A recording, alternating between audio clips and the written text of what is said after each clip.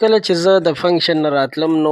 دې کسانو کوم دا بدماشان چې دي دا غونډګان یا بېلا ګروپ ته دوی زه ونیولم او دوی زما نه جامې وشلولې. بیا یې زما ویډیو جوړول شروع کړل چې په دغه دوران کې دوی زما تر پرتوګه یا تر کمیسه لاسونه هم راورسول. دوستانو ډولفینیان خپلې خبرې او خپله ویډیو شریکه کړې ده. ویډیو که تاسو کتل غواړئ نو موږ سره د دې ویډیو تر اخره ملتیا وکړئ. ډولفینیان د پېښور هغه ښایسته خواجه سرا دی چې د هغه په خپل کور کې هم ځای نشته، یعنې د کوره یې هم راشړلی دی او د کوره راشړلو سره هغه په پېښور کې په یو بالخانه کې اوسېږي چې هغه سره څه موده وړاندې یو څو غونډګانو داسې غلط کار وکړو، داسې ناروا کار یې ورسره وکړو چې د هغه عزت سره یې لوبې وکړلې او د هغه یې ټولې جامې ویستلې، بربنډې یې کړو، کمیس او پرتوګ یې پرې ویستلو او د کمیس پرتوګ ایستلو نه پس یې بیا د هغه دغه ویډیو وکړله او سوشل میډیا ته یې ورکړله چې په دې باندې اوس ټول خلک خفه دي، وایي چې اګر که هغه خواجه سرا دی خو دومره تذلیل دومره ذلالت هغه ورکول دا بالکل هېچ چا ته هم اجازت نشته چې یو څوک دومره ذلیله کړي. نو په دې وجه باندې